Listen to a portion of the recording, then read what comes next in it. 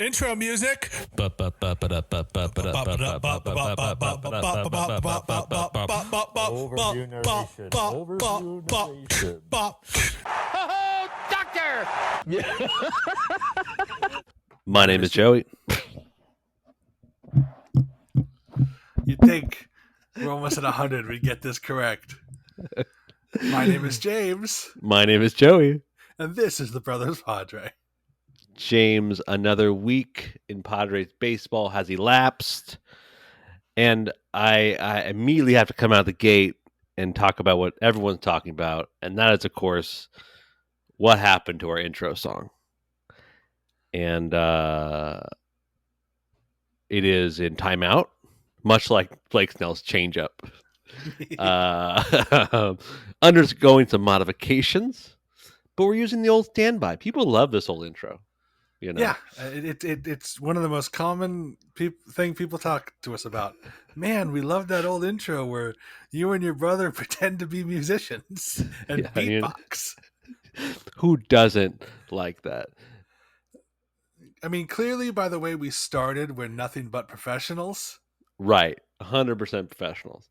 We are. This is almost a episode 10. I mean, we're going in the weeds here, but this is technically our 100th recorded episode because we have episode 0, not our 100th episode, but you know, we've done this for a while. I feel like we've gotten pretty good at this, James. I feel like I feel good enough to call myself a professional.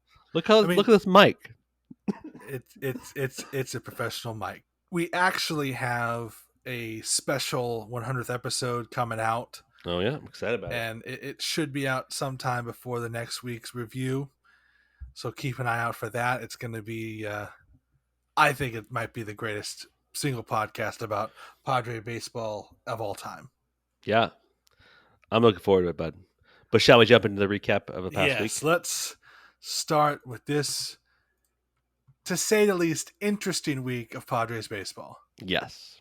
Starting Friday, August 12th, San Diego Padres were being hosted by the Washington Nationals, and we ended up winning 10-5. Mike Clevenger, 5 innings pitched, 3 strikeouts, pretty dominant for Mike Clevenger. Nabil Crismatt came on, shut him down, and Taylor Scott gave up some runs, but Taylor Scott is basically our AAA cleanup guy. But 10-5 victory. Game 2, Saturday, August 13th, we lost 3-4 to the Nationals. Yeah. Hugh Darvish, 6 innings pitched, 9 strikeouts. This one, it was a close game. These kind of things happen in baseball. Darvish was dominant, and his last inning kind of got away with him. He gave up some runs, but we ended up losing 3-4, and nothing else we can say about it. The problem is none of the national pitchers particularly pitched well. We only got 3 runs. We should have gotten more. This is obviously the game that probably frustrated the Padres the most because of the block lane call, which we can talk about a little bit more afterwards, but it's being called more and more. Austin Hedges came out yesterday and said that the block lane call, which is, if people aren't aware, if a catcher's in front of the home plate while a runner's approaching home and don't give him a lane before you have the ball in possession, it's a block call, and the runner gets the right of way automatically, and he gets a free run, which happened in the Padre game, and that's why they scored a run. But the problem is the rule is so inconsistent. Yeah, they called Austin Nola, which there was plenty of plate there for the guy to tag. Yep. But then there are other calls where they don't call it, where he's clearly blocking the plate more. Right. It's a rule that has frustrated a lot of people, but there's going to be a lot of these controversial things this week. I still say that was one call the Padres should have scored more runs. Yep. our consistent leaving men on base is starting to really annoy me. But Yeah. anyways, game 3, Sunday, August 14th. The Padres didn't leave a lot of people on base because we won 6-0. Blake Snell, 6 innings pitched, 10 strikeouts, 0 walks. I mean, 6 hits, 6 runs. I Manny Machado, you know, got a couple hits. Uh, um, Juan Soto got a hit. It was a good game. It was a classic Padres game. Will Myers got 3 hits. This was a great game. And Blake Snell, August Snell is something else to watch. Yeah. I mean, last year was literally the best pitcher in baseball from August, September. Yes, he was. So, And then Joey, we fly to Florida. and that's like the start of like so many bad things in life. No story starts off with then we had to fly to Florida and ends well. True. At best, you end up with a tramp tattoo, tramp Oh. stamp. At worst, you have a kind of a 3-game series the Padres had. So keep that in mind, Padre fans. At least this isn't a tramp stamp. Oh, okay. First game, we face Sandy Alcantara, who is, without a doubt, the best pitcher in baseball. The man throws 5 pitches. They're all elite. He can make each one of them break 2 different ways, and he dominated us. We lost 3-0. Joe Musgrove, 6 innings, 3 earned runs, 5 strikeouts. Pitched pretty well. He gave up a solo shot. There was a controversial call that Jerickson Profar made where it looked like he was taunting the runner, but he said he had a brain fart and he forgot what to do and cost us a run. But still, we should have scored at least 1 run. And Sandy Alcantara left in the 8th inning. From 8 and 9, we didn't face him. We should have scored at least 1 run. Yep. But last week we said beating Alcantara might be the toughest thing the Padres do all week because nobody's been able to beat him. Yep. The guy is, like you said, a living cheat code. Yep. My real problems with this series happened the next game where the Padres lost 3-4. Mm-hmm. Sean Manaea, 4 innings pitched, 3 earned runs.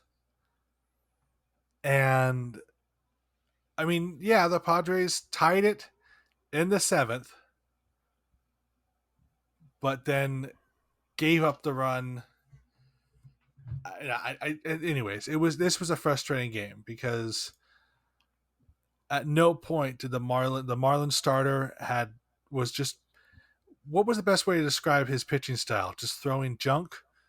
Yeah, effectively wild, maybe not even that. It's just because we got him out in like the 5th inning or something like that. He had him, fourth.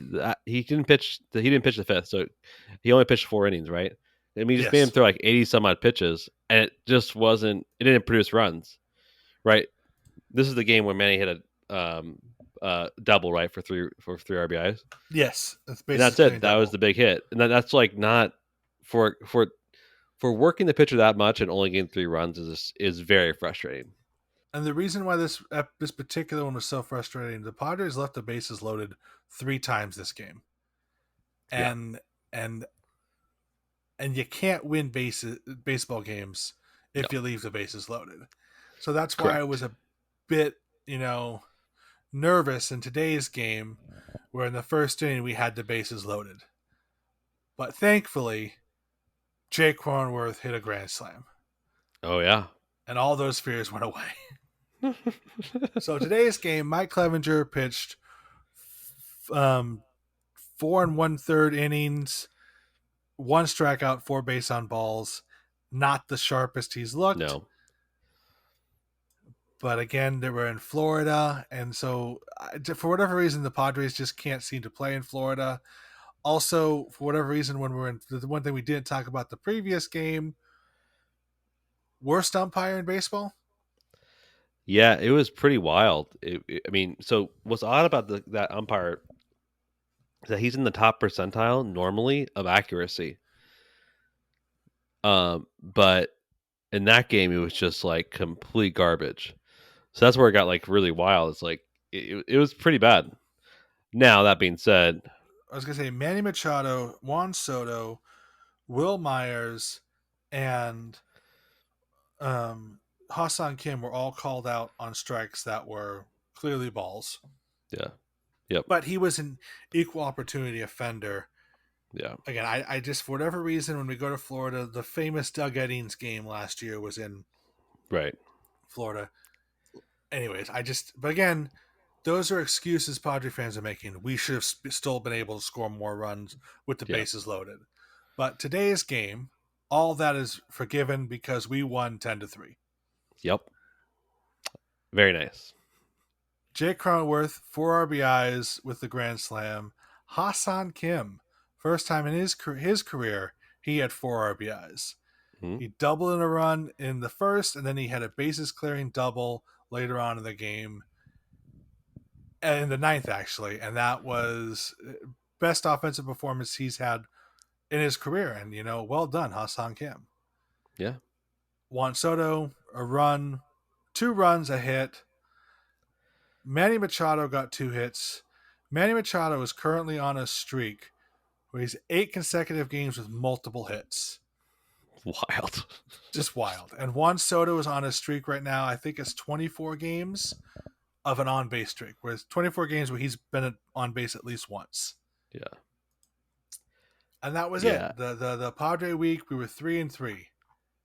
Definitely disappointing because when you're facing two terrible teams, we should have had a winning record this week. I agree.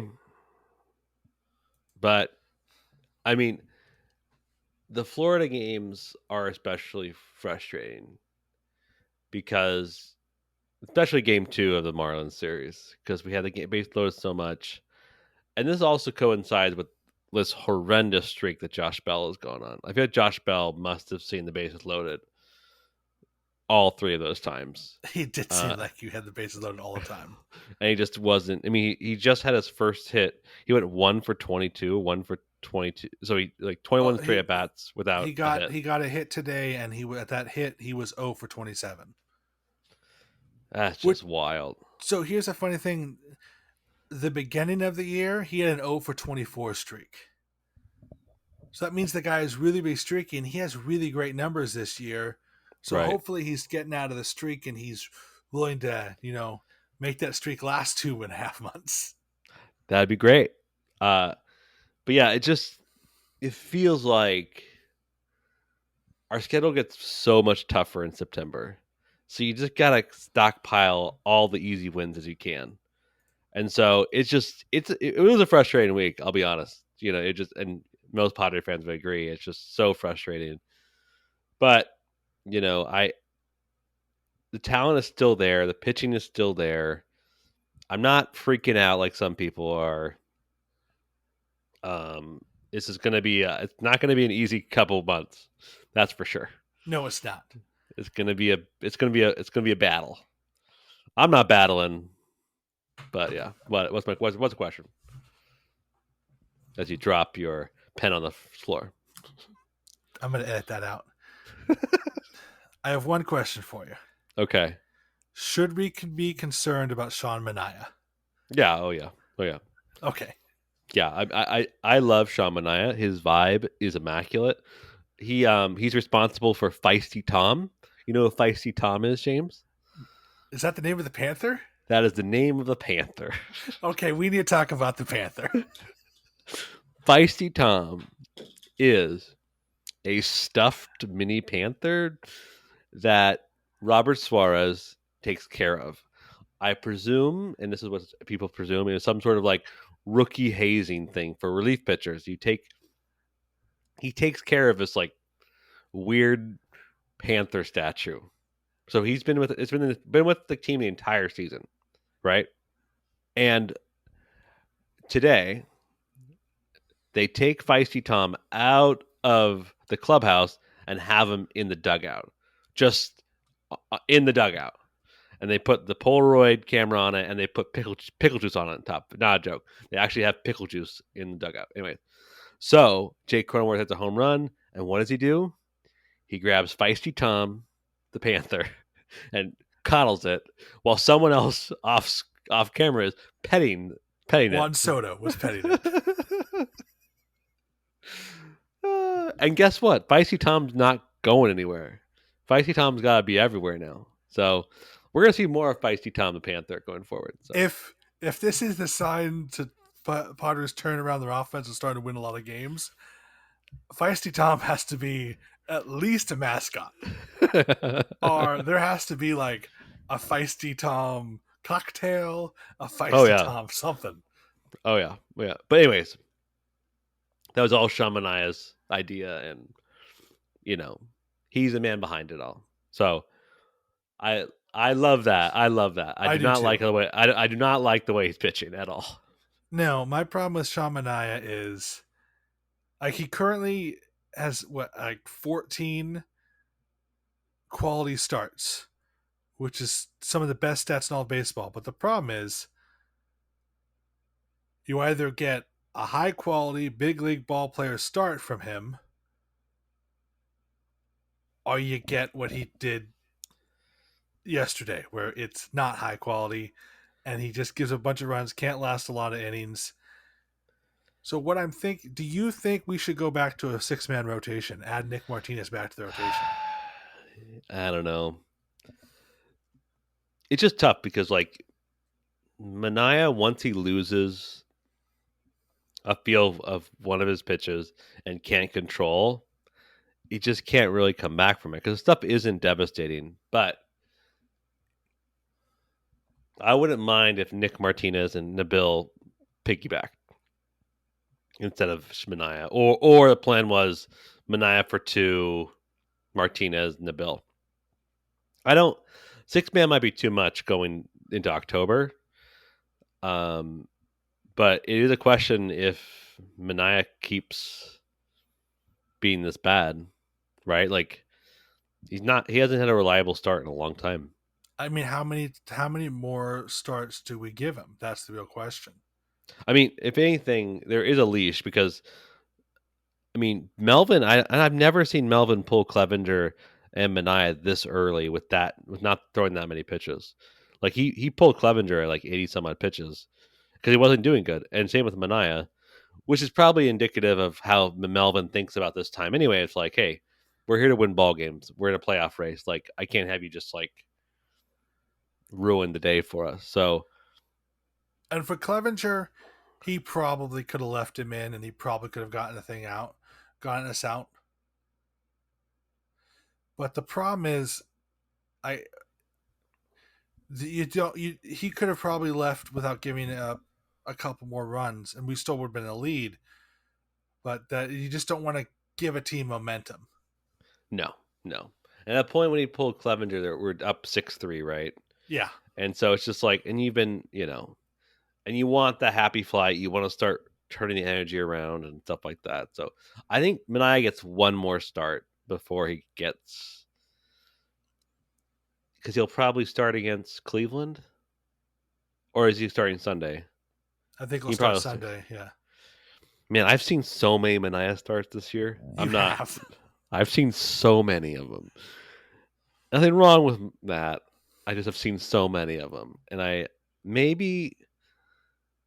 is it Sean Manaea's fault or is it my fault? That's the real question. Is it my fault that he's doing so bad? Because I've seen him so much. I've sent so many bad vibes when I've watched him. It's not my fault. It's his fault. I don't know. I think it's one more start, right? It's against the Nationals, right? Like you're not against a better, like it's a team that he should potentially be able to beat. And if he doesn't, it's just that tells you what you need to tell. No, exactly. Right? Yeah.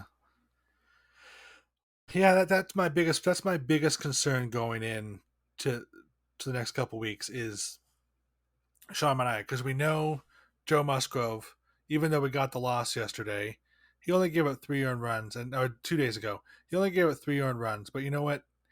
He he still battled. He gave us 6 innings. When Sean Manaea gives up runs, he can't give us 6 innings.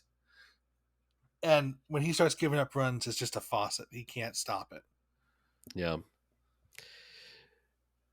But I think I think he gets one more, and I think if he does badly, some version of Nick Martinez and Nabil Crismatt become. I think Mania pitches for 2 innings, and then it's Nick Martinez. Like, that's probably what I would do, right? Um, but it's not my decision to make. And I do think that's going to be rough. It's going to be wild if we stick with him and he's still this bad. 'Cause I don't think when was the last time he gave less than 4 runs? Like in over 5 innings. Yeah, I don't know. Yeah, it's been a while. It's been a long while. Um, yeah, wild. The thing is, like, he has it, and it's just one of those things that he has to. All of his pitches have to work, or he just can't. Right. He does not have the stuff to turn it around. Yep. Anyway, Man, so oh, man. that's the downside. The plus side is we are going to be heading into a 6-game stretch, all at home, 4 against the Nationals and 2 against the Guardians. And even though the Guardians are a fun team, good they are not. Yeah. I mean, as I say that, I mean, okay, fine. They are first place in their division. Yeah, the AL Central is not a real division. I So you're talking know, about that's what I'm versus- saying. it's not a real division. It's like clown show. It's like it really is AL's Comedy Central. Like that really is. Like they have a run differential of 29. Get out of here, dude. That's not a real run differential. Get out of here. You lead the division with a 29 run differential? Did your mama give you those runs? Like, what are we doing here? What are we doing here? Also, they do not win against better teams unless they're in their division. Yeah. So I don't know. The 4 games against the Nationals, personally, I think, as we've established, winning 4 games against any team in a row is hard. So ideally, I say we should probably take 3 out of 4 from the Nationals and sweep the Cardinal. I mean the Guardians. So I'm saving 5-1, but I really want to have a 6-0 homestand. So my logical brain is, since we're in August and it's hot and we're all suffering from heat stroke, I'm going to say we're going to be 6-0 this week. Okay, I like it. Heat stroke brain. I got. Yep. I think we're gonna sweep the Nationals. I am. I think their starting pitching is very bad. I don't think that's a crazy thing to say. Well, I also think you should say I don't think they have starting pitching. Josiah Gray might be the toughest pitcher we're gonna face. I mean, Espino did handle us, but I feel like we just saw him a week ago, and we're gonna see Patrick Corbin on Sunday. Corbin versus Manaea might be a rough game to watch. Meaning, But there might be 20 runs aside. right, it might be a lot of runs. I mean, Abrams is gonna have a couple hits. Voigt's gonna hit a home run finally against us. It's just gonna be the way it is, right? So I think we're gonna sweep the Nationals though, because I don't like their starting pitching one bit. And I think we're gonna go in. We're going to this weekend. Soto's first City Connect Day. Oh my goodness. He's going to feel vibes are going to be great. He's going to hit a couple homers. He's going to feel good. But then the Guardians come to town, and I think their starting pitching is still pretty good. Well, can be pretty good. I think that we split with them and end up with 5-1. Okay. I'd be okay with that though. I'd be okay. Yeah, I'm okay with it as long as we have more wins than Right. losses. Yeah, that is ideal because as it stands right now, James, because we have to start talking about these sort of things. The standings, the wild card standing, the Padres are holding the third wild card spot with 2 over the Milwaukee Brewers and a half game behind the Philadelphia Phillies for the second. So we're within striking range of the Phillies. The Phillies are facing the Mets this weekend. So, The Phillies should lose a couple. right. So we might have a second wild card. I think that I don't know what the I have to look into see what the tiebreaker is for the Phillies and Padres, but because of the way it is, it's run differential between no, it's is it record between one another. If they're a tiebreaker and whoever has one more interleague, they get. So in this case, the Milwaukee Brewers are behind us, right? And if we tie at the end of the season, we won more games against them this year than they won against us, and because of that, we win the tiebreaker automatically, and they get pushed out. So in theory, we're actually 3 games up, quote unquote, in front of the Brewers. And I know we also beat more games against the Phillies this year. Yeah, I have looked back into that. I thought we did for sure. So we probably do the same with the Phillies. So if we tie with them, So wildcard watch. That's where we're at. On the Braves lost today. We're 6.5 games behind them, but who knows? Maybe if they get swept this weekend, we get 4 games. I don't know. Maybe I would like to be in the second wild card spot and make me feel better. I would too. But yeah, should be a fun weekend of baseball. You and I will be out there, so it should be fun. Should be a fun time this weekend. You and I are going Saturday, and that should be fun. That's going to be Blake Snell start or Joe Musgrove start. I'll look it up right now. It is going to be a Joe Musgrove start. Okay, that should be fun. It should be fun. Yeah, that means Blake Snell's pitching the City Connect night. Of course he does, dude. He's gonna kill it, dude. He loves City Connect nights. Yes, he does. I'm excited to see all the new advertising all around Petco Park. Yeah, for that new player we got, Juan Soto. Yep. Totally not going to be missing any person that was up there before. Nope. It's going to be. They just had giant banner-shaped holes there all year, and people have been wondering why are they going to fill them? And AJ Preller's like, wait till the trade deadline. I got something for you. Yep. Very excited for that. Now, I will say this. How many 23 jerseys are we going to see this weekend? Well, I don't even know who 23 is, so I'm going to say... We'll just assume there's a guy has 23 on his number. How many jerseys do you think you're going to see as opposed to what? Yeah, how many jerseys do you think we're going to see of someone who has number 23 who plays for the Padres?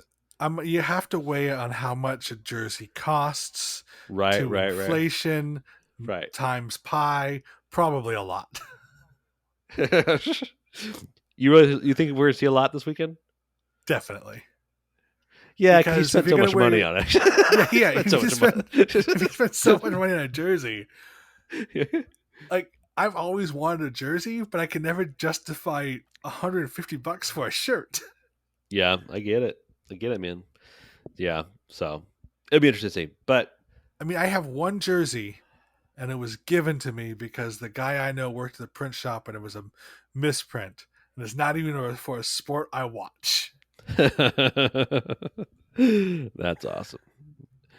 Well, James, it's about that time. It's time for us to thank our listeners. Thanks so much for listening to us. We really appreciate it. And until next time, go Padres. Go Padres. There it is. Ho-ho, doctor. You can hang a star on that, baby.